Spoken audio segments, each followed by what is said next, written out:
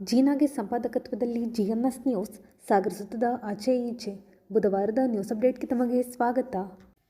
ಮುಖ್ಯಾಂಶಗಳು. ಡಿಸೆಂಬರ್ 27ರಿಂದ ಬೆಂಗಳೂರಿನಲ್ಲಿ ವಿಶ್ವ ಹವ್ಯಕ ಸಮ್ಮೇಳನದ ರೂಪುರೇಷೆ ಕುರಿತು ಹೋಬಾ ಅಶೋಕ್ ಮತ್ತು ಶ್ರೀಧರ್ ಭಟ್ ಮಾಹಿತಿ.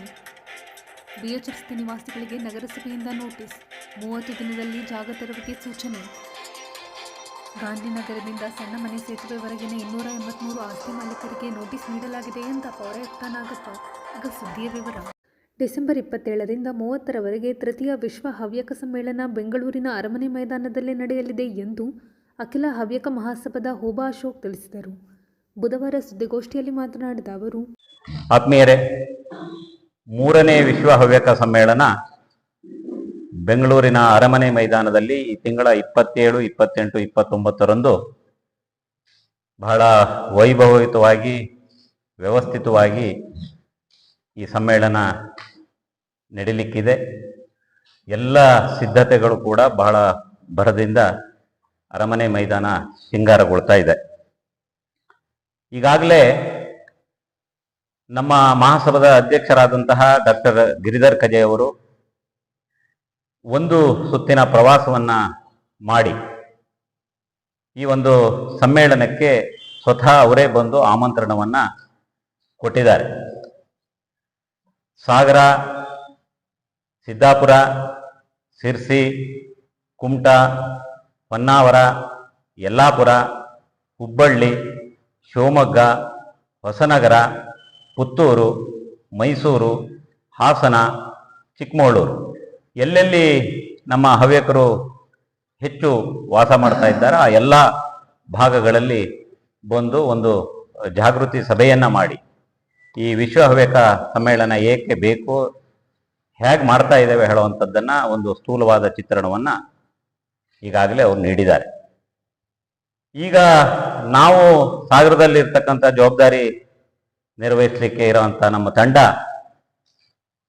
ಸಾಗರ ಪ್ರಾಂತ್ಯದಲ್ಲಿ ಮೊದಲಿಗೆ ನಮ್ಮ ಎಲ್ಲರ ಮನೆಗೂ ಇದು ಸುದ್ದಿ ಹೋಗಬೇಕು ಹೇಳೋದಕ್ಕಾಗಿ ನಾವೆಲ್ಲರಿಗೂ ಆಮಂತ್ರಣ ಪತ್ರಿಕೆಯನ್ನ ಕೊಟ್ಟಿದ್ದೇವೆ. ಅಲ್ಲದೆ ಈ ಒಂದು ಸಾಗರ ಪ್ರಾಂತ್ಯದಿಂದ 3000ಕ್ಕೂ ಹೆಚ್ಚು ಜನರು ಈಗಾಗಲೇ ಬೆಂಗಳೂರಿಗೆ ಅರಮನೆ ಮೈದಾನಕ್ಕೆ ವಿಶ್ವ ಹವ್ಯಕ ಸಮ್ಮೇಳನಕ್ಕೆ ಹೊರಟಿದ್ದಾರೆ. ಸುಮಾರು 300ಕ್ಕೂ ಹೆಚ್ಚು ಕಾರ್ಯಕರ್ತರು ನಾವು ಸಾಗರ ಪ್ರಾಂತ್ಯದಿಂದ ಸ್ವಯಂ ಸೇವಕರಾಗಿ ವಿವಿಧ ಜವಾಬ್ದಾರಿಗಳನ್ನು ನಿರ್ವಹಿಸಲಿಕ್ಕೆ ನಾವಿಲ್ಲಿ ಹೋಗ್ತಾ ಇದ್ದೇವೆ. ಈಗಾಗಲೇ 50 ಜನ ಕಳೆದ ಒಂದು ವಾರದಿಂದ ಅಲ್ಲಿ ಕೆಲಸವನ್ನ ಮಾಡ್ತಾ ಇದ್ದಾರೆ. ಸಾಗರ ಪ್ರಾಂತ್ಯದಲ್ಲಿ ಬೇರೆ ಬೇರೆ ಸಮುದಾಯದವರಿಗೆ ಕೂಡ ನಾವು ಸಮುದಾಯದ ಅಧ್ಯಕ್ಷರಿಗೆ ಇರಬಹುದು, ಬೇರೆ ಬೇರೆ ಪದಾಧಿಕಾರಿಗಳಿಗೆ ಕೂಡ ನೀವು ಬರಬೇಕು ಹೇಳುವಂಥದ್ದನ್ನ ನಾವು ಈಗಾಗಲೇ ಅವರಿಗೂ ಕೂಡ ಆಹ್ವಾನ ಪತ್ರಿಕೆಯನ್ನ ತಲುಪಿಸುವಂತ ಕೆಲಸವನ್ನ ಮಾಡ್ತಾ ಇದೆ. ಈ ಬಾರಿ ಒಂದು ವಿಶೇಷ ಅಂದ್ರೆ ಸಮ್ಮೇಳನದಲ್ಲಿ ಎಲ್ಲ ಸಮುದಾಯದ ಅಧ್ಯಕ್ಷರಿಗೆ ಒಂದು ಗೌರವಾರ್ಪಣೆ ಇರುವಂಥದ್ದು. ಸರ್ವೇ ಜನ ಸುಖಿನೋ ಭವಂತು ಹೇಳುವಂತ ರೀತಿಯಲ್ಲಿ ನಾವು ಇದ್ದಿದ್ರಿಂದ ಎಲ್ಲರನ್ನೂ ಒಳಗೊಂಡಂತೆ ಈ ಒಂದು ಭವ್ಯ ಸಮ್ಮೇಳನ ನಡೀಲಿಕ್ಕಿದೆ. ಇನ್ನು ಸಮ್ಮೇಳನದಲ್ಲಿ ಮಾನ್ಯ ಮುಖ್ಯಮಂತ್ರಿಗಳು ಬರ್ತಾ ಇದ್ದಾರೆ. ಅದಕ್ಕೂ ನಮ್ಮ ಪೀಠಾಧೀಶ ಸುಮಾರು 8 ಜನ, ನಮ್ಮ ಹವ್ಯಕ ಸಮುದಾಯದ 3 ಪೀಠಾಧಿಪತಿಗಳು, ಕಂಚಿ ಸ್ವಾಮೀಜಿಯವರು, ಆದಿಚುಂಚನಗಿಯವರು, ಪೇಜಾವರದವರು, ಸುಬ್ರಹ್ಮಣ್ಯದವರು, ಈ ರೀತಿ ಸುಮಾರು 7-8 ಜನ ಸ್ವಾಮೀಜಿಯವರು ಕೂಡ ಈ ಸಮ್ಮೇಳನದಲ್ಲಿ ನಮಗೆ ಅನುಗ್ರಹ ಆಶೀರ್ವಚನ ಮಾಡಲಿಕ್ಕಿದ್ದಾರೆ. ಕರ್ನಾಟಕ ಘನ ಸರ್ಕಾರದ ಮುಖ್ಯಮಂತ್ರಿಗಳು ಮಾನ್ಯ ಸಿದ್ದರಾಮಯ್ಯನವರು, ಉಪಮುಖ್ಯಮಂತ್ರಿ ಮಾನ್ಯ ಡಿ.ಕೆ. ಶಿವಕುಮಾರ್ ಅವರು, ಮಾಜಿ ಮುಖ್ಯಮಂತ್ರಿ ಯಡಿಯೂರಪ್ಪನವರು ಸಹಿತ ಅನೇಕ ರಾಜಕೀಯ ಮುಖಂಡರುಗಳು ಕೂಡ ಈ ಒಂದು ಸಮ್ಮೇಳನದಲ್ಲಿ ಪಾಲ್ಗೊಳ್ಳಿಕ್ಕಿದ್ದಾರೆ.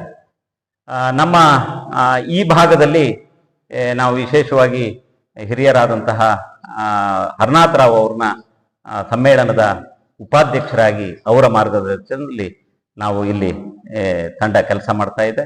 ಹಾಗೇನೆ ಸಂಚಾಲಕರಾಗಿ ವಿಶ್ವ ಹವ್ಯಕ ಸಮ್ಮೇಳನದ ಸಂಚಾಲಕರಲ್ಲಿ ಎನ್ ಉಮೇಶ ಹೋಟೆಲ್ ಮಧುರ ಅವರು ಈಗಾಗಲೇ ಬೆಂಗಳೂರಿಗೆ ಹೋಗಿದ್ದಾರೆ. ಅವರು ಕೂಡ ನಮ್ಮ ಪ್ರಧಾನ ಸಂಚಾಲಕರಲ್ಲಿ ಒಬ್ಬರು. ಈ ರೀತಿಯಾಗಿ ನಾವು ಕೆಲಸವನ್ನ ಮಾಡ್ತಾ ಇದ್ದೇವೆ. ಜೊತೆಗೆ ಈ ಬಾರಿ 7 ಪ್ರಶಸ್ತಿ ವಿಭಾಗಗಳನ್ನ ಮಾಡಿ ಪ್ರಶಸ್ತಿಯನ್ನ ನೀಡ್ತಾ ಇದ್ದಾರೆ. ಒಂದು ವೈದಿಕ ರತ್ನ, ಕೃಷಿ ರತ್ನ, ಸಾಧಕ ರತ್ನ, ದೇಶ ರತ್ನ, ಸ್ಫೂರ್ತಿ ರತ್ನ, ಶಿಕ್ಷಕ ರತ್ನ, ಈ ರೀತಿ 7 ಭಾಗಗಳಲ್ಲಿ ನಮ್ಮ ಸಾಗರ ಪ್ರಾಂತ್ಯದಲ್ಲಿ 60ಕ್ಕೂ ಹೆಚ್ಚು ಸಾಧಕರನ್ನ ಈ ಸಮ್ಮೇಳನದಲ್ಲಿ ಗುರುತಿಸುವಂತ ಕೆಲಸ ಆಗ್ತಾ ಇದೆ. ಬೇರೆ ಬೇರೆ ಅದು ನಾನು ಈಗ ಹೇಳಿದಾಗೆ ಈ ವಿಭಾಗಗಳಲ್ಲಿ ಅವ್ರನ್ನ ಯಾವುದೇ ಅವರು ಅಪ್ಲಿಕೇಶನ್ ಹಾಕಿ ನಮಗೆ ಪ್ರಶಸ್ತಿ ಕೊಡಿ ಹೇಳೋ ರೀತಿಯಲ್ಲಿಲ್ಲ. ಅದಕ್ಕೆ ಒಂದು ಸಮಿತಿ ಮಾಡಿ ಆ ಸಮಿತಿಯವರು ಅದನ್ನ ಬೇರೆಯವರು ಅದಕ್ಕೆ ಅವ್ರನ್ನ ಸೂಚನೆ ಮಾಡಬೇಕು. ಅದನ್ನೆಲ್ಲ ಒಂದು ಪರಾಮರ್ಶೆ ಮಾಡಿ ಈ ಪ್ರಶಸ್ತಿಯನ್ನ ಘೋಷಣೆ ಮಾಡಿದ್ದಾರೆ. 500ಕ್ಕೂ ಹೆಚ್ಚು, 567 ಏನೋ ಬರುತ್ತೆ. 81 ವರ್ಷ ಆಯ್ತು ನಮ್ಮ ಮಹಾಸಭಾ ಸ್ಥಾಪನೆ ಆಗಿ. 81 ಈ ರೀತಿ ನಾವು ಪ್ರಶಸ್ತಿಯನ್ನ ಮಹಾಸಭಾ ನೀಡಲಿಕ್ಕೆ, ಈ ಸಮ್ಮೇಳನದಲ್ಲಿ ಗೌರವವನ್ನು ಕೊಡಲಿಕ್ಕೆ ಸಾಧಕರಿಗೆ ತೀರ್ಮಾನ ಮಾಡಿದೆ.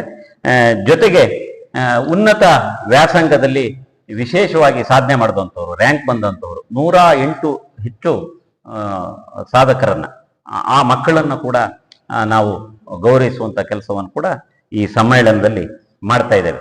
ಇನ್ನು ಸಮ್ಮೇಳನ ಹೇಗಿರುತ್ತೆ, ಯಾವ ರೀತಿ ಇರುತ್ತೆ ಹೇಳೋದಕ್ಕೆ ಈಗಾಗಲೇ ತಮಗೆ ಆಹ್ವಾನ ಪತ್ರಿಕೆ ಕೊಟ್ಟಿದ್ದೇವೆ. ಬಹುಶಃ ಎಲ್ಲ ನಮಗೆ ಅಲ್ಲಿ ಯಾವುದೇ ಕಾರಣಕ್ಕೂ ಆ ಬೆಳಗ್ಗೆ ನಾವು ಒಳಗಡೆ ಹೋದ್ರೆ ಸಂಜೆಯವರೆಗೂ ಏನೇನು ನೋಡಬಹುದು, ಅಲ್ಲಿ ನಮ್ಮ ಹವ್ಯಕ ಸಂಸ್ಕೃತಿ, ಸಂಸ್ಕಾರ, ಸಂಪ್ರದಾಯದ ಎಲ್ಲ ಒಂದು ಪ್ರಾಕಾರಗಳು ಕೂಡ ಅಲ್ಲಿ ಇರುತ್ತೆ. ವಸ್ತು ಪ್ರದರ್ಶನ ಇದೆ, ದೇಶಿ ಗೋತೊಳಿಯ ಪ್ರದರ್ಶನ ಇದೆ, ಹಾಗೇನೆ ಹಳೆ ವಸ್ತುಗಳ ಪ್ರದರ್ಶನ ಇದೆ, ಆಲೆಮನೆ ಇದೆ. ಈ ರೀತಿ ಅದು ನಮ್ಮ ಕೋಣನ ಕಟ್ಟಿ ಆಲೆಮನೆ, ಮಿಷನ್ ಹಾಕಿ ಅಲ್ಲ, ಆ ರೀತಿಯಾದಂಥ ಎಲ್ಲ ಒಂದು ಪ್ರಾಕಾರಗಳನ್ನ ಅರಮನೆ ಮೈದಾನದಲ್ಲಿ ನಾವು ಹವ್ಯಕ ಸಮ್ಮೇಳನದಲ್ಲಿ ಕಾಣಬಹುದು. ವಿಶೇಷವಾಗಿ ಆಹಾರ ಮೇಳ ಕೂಡ ಇದೆ. ಮತ್ತೆ ಹವ್ಯಕರಲ್ಲದೆ ಬೇರೆ ಎಲ್ಲ ಸಮುದಾಯದವರು ಕೂಡ ಇದರಲ್ಲಿ ಬರಬೇಕು ಹೇಳೋದು. ಆತ್ಮೀಯರೇ, ಎಲ್ಲರಿಗೂ ನಮಸ್ಕಾರ. ವಿಶ್ವ ಹವ್ಯಕ ಸಮ್ಮೇಳನದ ಪತ್ರಿಕಾಗೋಷ್ಠಿಯಲ್ಲಿ ಇವತ್ತು ನಮ್ಮ ಜೊತೆಗೆ ಹವ್ಯಕ ಮಹಾಸಭಾದ ಮಾಜಿ ಅಧ್ಯಕ್ಷರಾದಂತಹ ಶ್ರೀಧರ್ ಭಟ್ ಕಲ್ಸೆ ಅವರಿದ್ದಾರೆ.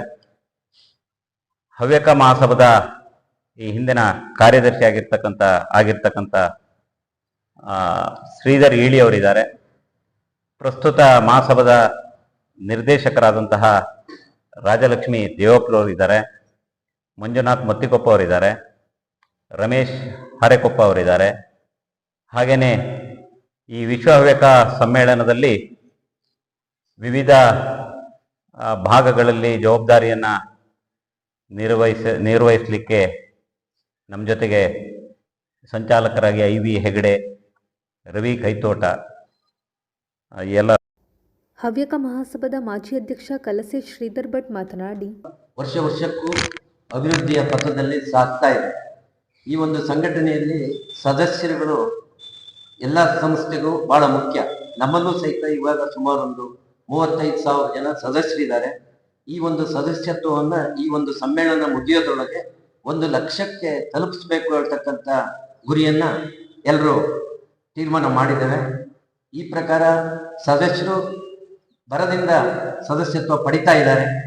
ಆಮೇಲೆ ಈ ವಿಶ್ವ ಹವ್ಯಕ 3ನೇ ಸಮ್ಮೇಳನ ಅತ್ಯಂತ ಯಶಸ್ವಿ ಆಗಬೇಕು ಅಂತ ನಮ್ಮ ಈಗಿನ ಅಧ್ಯಕ್ಷರು ಡಾಕ್ಟರ್ ಗಿರಿಧರ್ ಕಜೆಯವರು ತುಂಬಾ ಉತ್ಸಾಹದಿಂದ ಆ ಒಂದು ಪದಾಧಿಕಾರಿಗಳು ಮತ್ತು ಆಡಳಿತ ಮಂಡಳಿಯವರು ಎಲ್ಲರೂ ಸಹಿತ ಸಾಕಷ್ಟು ಪ್ರಯತ್ನ ಮಾಡ್ತಾ ಇದ್ದಾರೆ.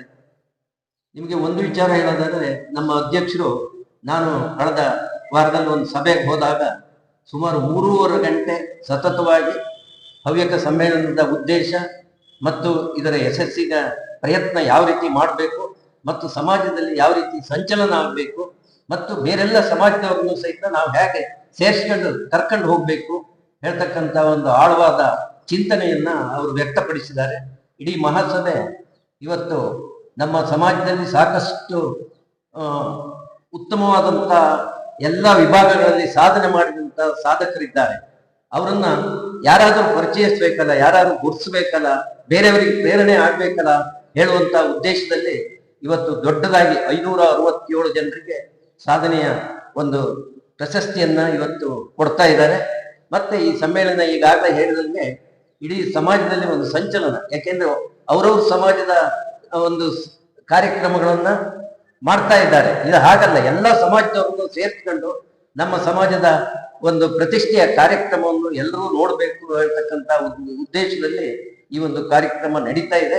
ತಾವೆಲ್ಲರೂ ದಯಮಾಡಿ ಬರಬೇಕು, ಒಂದು ಕಾರ್ಯಕ್ರಮವನ್ನು ಚಂದ ಕಾಣಿಸ್ಕೊಡ್ಬೇಕು ಹೇಳ್ತಕ್ಕಂಥದ್ದನ್ನ ನಾವು ಹೇಳ್ತೇವೆ.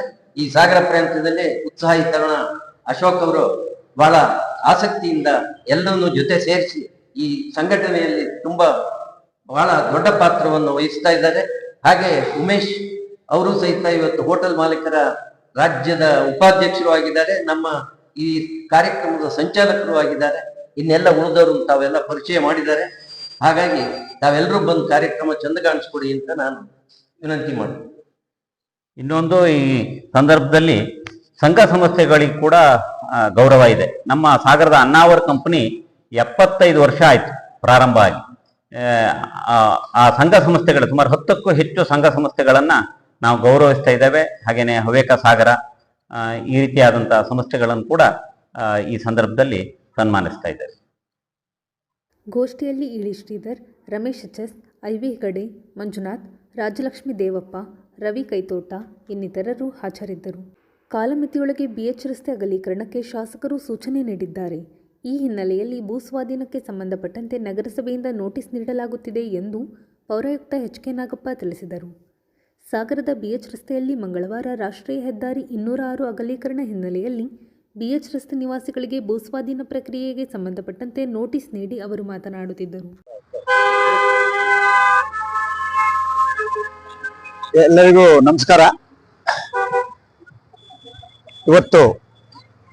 ಇವತ್ತಿನಿಂದ ನಾವು ಏನು ನಮ್ಮ ನಗರ ವ್ಯಾಪ್ತಿಯಲ್ಲಿ ಅಂದರೆ ಗಾಂಧಿನಗರ ವೃತ್ತದಿಂದ ನಮ್ಮ ಸನ್ಮನೆ ಸೇತುವೆ ಜೋಗ್ ಅಲ್ಲಿವರೆಗೂ 283 ಖಾಸಗಿ ಸ್ವತ್ತುಗಳನ್ನು ನಾವು ಈ ಒಂದು ನಮ್ಮ ರಸ್ತೆ ಅಗಲೀಕರಣಕ್ಕಾಗಿ ವಶಪಡಿಸ್ಕೊಳ್ಬೇಕಾಗಿತ್ತು, ಭೂಸ್ವಾಧೀನ ಪಡಿಸ್ಕೊಳ್ಬೇಕಾಗಿತ್ತು. ಈಗ ಅದು ಸರ್ಕಾರದಿಂದ ಅನುಮತಿ ಆಗಿಬಿಟ್ಟು ಮೊನ್ನೆ ಜಿಲ್ಲಾಧಿಕಾರಿಗಳಿಂದ ನೋಟಿಫಿಕೇಶನ್ ಆಗಿ ಈಗ 280 ಪ್ರಾಪರ್ಟಿಗೆ 283 ಪ್ರಾಪರ್ಟಿಗೆ 34 ಕೋಟಿ ದುಡ್ಡು ಆಲ್ರೆಡಿ ರಿಲೀಸ್ ಆಗಿದೆ. ಅವರಿಗೆ ಪರಿಹಾರವನ್ನು ವಿತರಣೆ ಮಾಡಿದ್ವಿ. ಇವತ್ತು ಅವರಿಗೆ 30 ದಿವಸಗಳ ಕಾಲಾವಧಿಯನ್ನು ನೀಡಿಬಿಟ್ಟು ಇವತ್ತು ನಮ್ಮ ತಾಲೂಕು ಆಡಳಿತದ ಪರವಾಗಿ ಮೊನ್ನೆ ಉಪ ವಿಭಾಗಾಧಿಕಾರಿಗಳಾದ ಶ್ರೀ ಯತೀಶ್ IAS ರವರ ಒಂದು ಮಾರ್ಗದರ್ಶನಂತೆ ಇವತ್ತು ನೋಟಿಸ್ ಅನ್ನು ನಾವು ಜಾರಿ ಮಾಡ್ತಾ ಇದ್ದೀವಿ. ಇವತ್ತಿಂದ 30 ದಿನಗಳ ಅವಕಾಶ ಇರ್ತದೆ. ಇದರಲ್ಲಿ ಅವಕಾಶ ಏನಂದ್ರೆ, ಈಗ ನಾವು ಪ್ರತಿ ಪ್ರಾಪರ್ಟಿಗೂ ನ್ಯಾಷನಲ್ ಹೈವೇ ಅಥಾರಿಟಿ ಅವರು ಇಂತಿಷ್ಟು ಮೌಲ್ಯ ಅಂತ ಹೇಳಿ ಫಿಕ್ಸ್ ಮಾಡಿ ಕೊಟ್ಟಿದ್ದಾರೆ. ಇದು ಇವರಿಗೆ ಏನು ಮಾಲೀಕರಿಗೆ ಒಂದು ಆಪ್ಷನ್ ಏನಿದೆ ಅಂದ್ರೆ ಈ ಒಂದು ಏನು ಈ ನೋಟಿಸ್ ಅನ್ನ ನಾವು ಜಾರಿ ಮಾಡ್ತೀವಿ, 30 ದಿವಸದ ಒಳಗಡೆ ನ್ಯಾಷನಲ್ ಹೈವೇ ಅಥಾರಿಟಿ ಅವರು ಈ ಜಾಗವನ್ನ ಅವರ ಒಂದು ಸ್ವಾಧೀನಕ್ಕೆ ಅವ್ರು ತಗೊಳ್ತಾರೆ. ಆದ್ರೆ ಭೂ ಮಾಲೀಕರು ಏನಿದ್ದಾರೆ 283 ಜನರಿಗೆ ಒಂದು ಅವಕಾಶ ಏನಂದ್ರೆ, ಈಗ ನಾವು ಇವತ್ತು ನೋಟಿಸ್ ಕೊಡ್ತಾ ಇದೀವಿ, ಈ ಮೊತ್ತ ಅವ್ರಿಗೆ ಏನಾದ್ರು ಕಡಿಮೆ ಅನ್ಸಿದ್ರೆ ಇವರು ಮಾನ್ಯ ಜಿಲ್ಲಾಧಿಕಾರಿಗಳಿಗೆ ಅಪೀಲ್ ಅನ್ನ ಹಾಕೋಬಹುದಾಗತ್ತೆ. ಅಲ್ಲೂ ಇತ್ಯರ್ಥ ಆಗದೆ ಇದ್ರೆ ಕೋರ್ಟಿಗೆ ಹಾಕ್ಬೇಕಾಗತ್ತೆ. ಬಟ್ 30 ದಿವಸದೊಳಗೆ ನಾವು ಸರ್ಕಾರ ಈ ಒಂದು 283 ಪ್ರಾಪರ್ಟಿಗಳೇನಿದೆ ನಾವು 30 ದಿವಸದೊಳಗೆ ಈ ಪ್ರಾಪರ್ಟಿಗಳನ್ನ ನಮ್ಗೇನು ನಾವು ರಸ್ತೆ ಅಗಲೀಕರಣಕ್ಕೆ ಅಂತ ಮಾರ್ಕ್ ಮಾಡಿದ್ವಿ ಆ ಜಾಗವನ್ನ ನಾವು ನಮ್ಮ ವಶಕ್ಕೆ ಪಡೆದುಕೊಳ್ತೀವಿ. ಹಣದ ವಿಚಾರದಲ್ಲಿ ಇದು ಹೈವೇ ಆಗಿರೋದ್ರಿಂದ ಕೊಡ್ತೀನಿ ಅಥವಾ ಕೊಡೋದಿಲ್ಲ ಅನ್ನೋ ಒಂದು ವಿಚಾರ ಇದರಲ್ಲಿ ಬರೋದಿಲ್ಲ. ನಿಮ್ಗೆ ಬಂದಂತ ಪರಿಹಾರದಲ್ಲಿ ಏನಾದ್ರೂ ಕೊರತೆ ಆಗಿದೆ, ಹೆಚ್ಚುವರಿ ಪರಿಹಾರ ಬೇಕು ಅಂದ್ರೆ ಸಕ್ಷಮ ಪ್ರಾಧಿಕಾರವನ್ನ ಅಪ್ರೋಚ್ ಮಾಡ್ಬೇಕಾಗತ್ತೆ. ಇದು ಮಾನ್ಯ ನಮ್ಮ ಸಾಗರ ಕ್ಷೇತ್ರದ ಮಾನ್ಯ ಸನ್ಮಾನ್ಯ ಶಾಸಕರಾದ ಗೋಪಾಲಕೃಷ್ಣ ಬೇಳೂರು ಅವರು ಪ್ರತಿ ಹೆಜ್ಜೆಯಲ್ಲೂ ಕಳೆದ 6 ತಿಂಗಳಿಂದನೂ ಈ ನಗರ ವ್ಯಾಪ್ತಿಯಲ್ಲಿ ಇರ್ತಕ್ಕಂಥ ಏನು ಒಂದು NH ಅಭಿವೃದ್ಧಿ ಆಗದೆ ಇರೋದನ್ನ ಏನಾದ್ರೂ ಮಾಡಬೇಕು ಅನ್ನೋ ಒಂದು ತೀರಾ ಒತ್ತಾಸೆ ಇಟ್ಕೊಂಡು ಮಾಡಿದ್ರಿಂದ ಇದು ಇಷ್ಟು ಸ್ಪೀಡ್ ಆಗಿ ಇಲ್ಲಿವರೆಗೂ ನಾವು ಬಂದಿದ್ದೀವಿ. ಇನ್ನು ಮುಂದೆ ಯಾವುದೇ ನಮಗೆ ಕಾಮಗಾರಿ ಮಾಡೋದಕ್ಕೆ ಯಾವುದೇ ತೊಡಕಿರೋದಿಲ್ಲ. ತಾವು ಎದುರುಗಡೆ ಇಲ್ಲೆಲ್ಲ ನೋಡ್ತೀರಿ ಗೂಡಂಗಡಿಗಳು, ಇವ್ರಿಗೆಲ್ಲ ನಾವು ಬೇರೆ ಬೇರೆ ಜಾಗ ತೋರಿಸ್ತೀವಿ. ಇವರು ಸಹ ಅನಿವಾರ್ಯವಾಗಿ ಅವರು ಹೈವೇದವ್ರು ಕೆಲಸ ಸ್ಟಾರ್ಟ್ ಆದಾಗ ಅನಿವಾರ್ಯವಾಗಿ ನಾವು ಹೇಳಿದಲ್ಲಿ ಶಿಫ್ಟ್ ಆಗಬೇಕು. ಮಾನ್ಯ ಶಾಸಕರು ಈಗಾಗಲೇ ನಗರದ 3-4 ಕಡೆ ಫುಡ್ ಕೋರ್ಟ್ಗಳನ್ನ ಮಾಡೋದಕ್ಕೆ ಅರೇಂಜ್ ಮಾಡಿದ್ದಾರೆ. ಅದಾದ್ಮೇಲೆ ಇವರಿಗೆ ನಾವು ಸೀನಿಯಾರಿಟಿ ಮೇಲೆ ಇವರಿಗೆಲ್ಲ ಕೊಡ್ತೀವಿ. ಇದು ಏನಂದ್ರೆ ಇವತ್ತಿಂದ ನಾವು ಈ ಹೈವೇ ಏನು ಸಿಟಿ ಒಳಗಿನ ಹೈವೇ ಇತ್ತು, ಅಗಲೀಕರಣವನ್ನ ನಾವು ಇವತ್ತಿಂದ ಪ್ರಾರಂಭ ಮಾಡಿದ್ವಿ. ಈ ಸಂದರ್ಭದಲ್ಲಿ ನಗರಸಭಾ ಪರಿಸರ ಅಭಿಯಂತರ ಮದನ್, ನಗರಸಭಾ ಸದಸ್ಯ ಸೈಯದ್ ಜಾಕಿರ್, ನಗರಸಭೆ ಅಧಿಕಾರಿಗಳು ಹಾಜರಿದ್ದರು. ಇದು ಬುಧವಾರದ ಸಮಗ್ರ ಸುದ್ದಿ. ನಿರಂತರ ಸುದ್ದಿಗಾಗಿ ನೋಡ್ತಾ ಇರಿ GNS ನ್ಯೂಸ್. ನಮಸ್ಕಾರ.